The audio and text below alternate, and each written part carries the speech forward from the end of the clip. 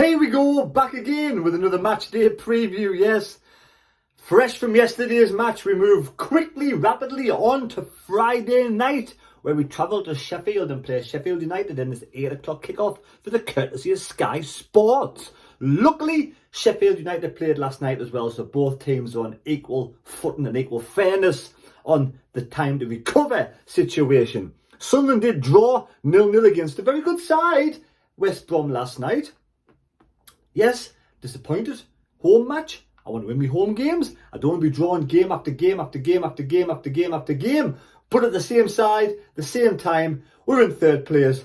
And at the start of the season, you know, that old chestnut. Would you have taken third place?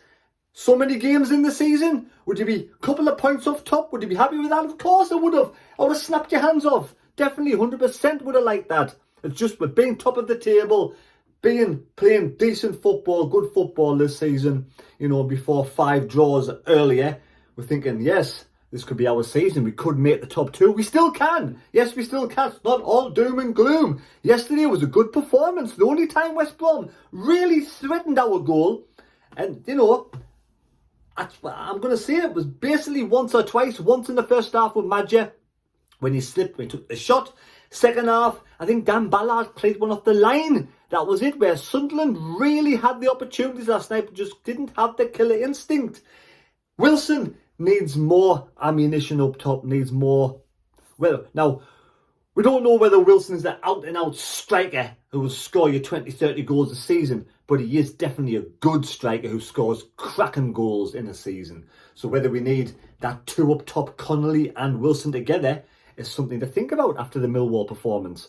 But last night, people are saying, yeah, you're in third place, you shouldn't be twisting about it. Well, yeah, we all have got our opinions. We've got our opinions, you know.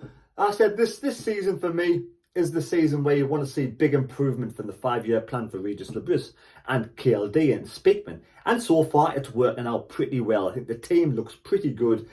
We do need one or two. I think we do need 1 or 2 bodies in the January window. We need strength and depth. That's what we need in this league. Strength and depth. Now, the squad with, you know, the players coming off the bench, some of the players coming off the bench, still not up to scratch just yet. Still young lads, still learning the game.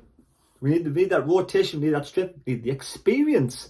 So I think, yes, 1 or 2 players, 2 or 3 in the January window to really push for promotion this season, because I believe we can do it. You know, we've got playing good football. You've got like Sir Joe playing well, Wilson. You know, you got Trey Hume, who was again fantastic last night. You got Lisi coming back on the left hand side, it looks solid, and I kind of get it why he wasn't starting last night, because obviously, you know, you've been out for a long time. You play a full game, forced to play a full game, 90 minutes with all the injuries and suspensions we had. You know, you don't want to rush him back too quickly, where he might be better suited for Sheffield United on Friday night. Now, Sheffield United are in great form, absolutely brilliant under Chris Wilder, and they are now in first position, in pole position, even with the deduction of 2 points at the beginning of the season. Now, Sheffield United were formed back in 1889, 135 years young. Bramall Lane's where they play the football, where the lads will be going Friday night. And I wish all the fans going down there a safe journey down there, and hopefully you have a great day and come back with 3 points. 1885 was when they were formed. No, that's when Bramall Lane broke ground. Bramall Lane broke ground back in 1855. Wow, one of the oldest grounds kicking about, that is, isn't it? 32,000 fans can get in that ground now. They all see there. Been modernised and changed over the years. Chris Wilder's been there on 2 occasions. The first occasion, 227 games in charge. You know, he won 47, he lost 46, but he did draw a whopping. No, he didn't. Let's start again. He was in charge, of course, of 227. He won 106, he drew 47, lost 74, and he had a 46% win ratio. Second time round, of course, some of that was in the Premier League when they were relegated last season. 45 games in charge, 15 wins, 9 draws, 21 defeats, 33% record. But he's coming good now in this division, you know, top of the table. We'll show you the table in a second, so you get a good idea where Sunderland are and what Sunderland need to do. They have played Oxford. Now, the last 3 home games they've played were against Oxford, they won 3-0. Were against Sheffield Wednesday, they won 1-0. And against Stoke, they won 2-0. So they've scored 6 goals at home, let no goals in. Passing accuracy is the key. They have a high passing accuracy rate of 85 to 90% in these home games, with, you know, sort of possession, a high-based possession team, between 50, 60 to 70% possession at home, with high passes as well. Some games, like the Oxford game last night, had over 700 passes. They do control the game, do control the ball, and this is for me why I think we have a better chance of beating Sheffield United than we did West Bromwich Albion last night. If you think about it, we had the big high possession last night for me. We took the game to Sheffield, we took the game to West Brom. We couldn't break down their defence. They came for a draw last night. They did. You know, Carlos Carbarean's a class head coach, did a great job. Lots of, animation on the touchline. I do like him the way he goes on. And he pulled it off. You know, there was a lot of time wasting tactics by their goalkeeper, which really pisses me off. Pissing about like that. And the referee was an absolute joke. Not, you know, slapping his wrists and giving him a yellow card. And let's look at the first half, for instance, right?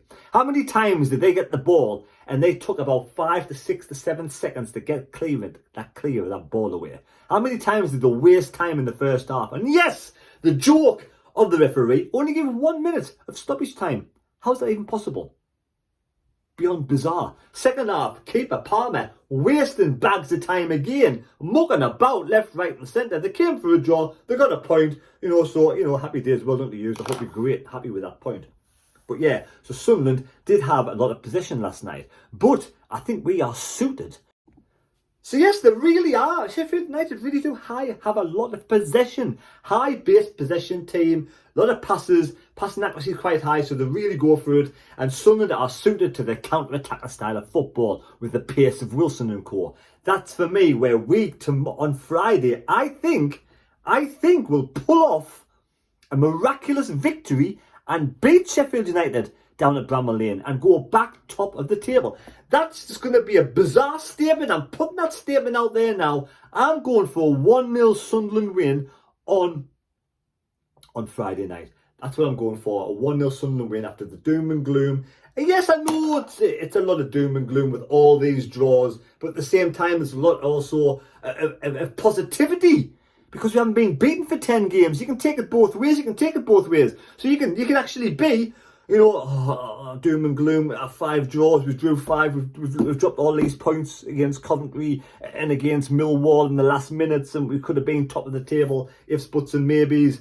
But at the same time, you still got half of your brain thinking, well, we're unbeaten in 10, we're third in the table with 2 points off top. This is not doom and gloom. This is still a good start to the season. We are a decent side. We're good players under a good head coach doing a good job at this moment in time. It's not doom and gloom. We don't know how to lose a game of football. So there's 2 sides of the coin. If your brain's thinking one way or the other way, it can switch and do both. Nothing wrong. There's nothing wrong with positive critique. There's nothing wrong with being disappointed if you draw a game of football. I'm sure there's plenty of Sunderland fans last night were disappointed because they drew a game of football. I was disappointed. I wanted to win the 3 points. I wanted to take the 3 points and stay top of the table. Of course I do. I want to get promoted to the fucking Premier League. I want to win the league. So when you're top of the table for so many games and you drop down to 3rd place, I am disappointed on that performance. They were not good enough to break down West Bromwich Albion. But they will be good enough, and they might be good enough, I want to say, yes, will be good enough to have a chance at beating Sheffield United on Friday night. Yes, they will. In my opinion, I'm going for 1-0 win. Now, if you want a chance to win a shirt, and I haven't checked last night's results scores on the last video, so I will check that in a bit. If you want a chance to win a shirt, leave a score prediction down below for the Sheffield United versus Sunderland match and a 1 goal scorer for a chance to win a shirt. Well, it is bizarre. There's always somebody puts a 0-0 draw down. So Adrian Kitchen, you were the only person to put a 0-0 draw down. You got a choice of any of those shirts? Let me know, please, in the comments down below what shirt you want, and I will give you my email address and you can, obviously choose one, and I'll put it in the post probably Monday or Tuesday next week. So I haven't got much time this week, got lots of things to do. Got a mad out and about video tomorrow night, and also the live stream, and also things to do at the weekend. So well done, Adrian Kitchen. I will put that shirt in the post if you do want it, but you got the correct score. So there we have it.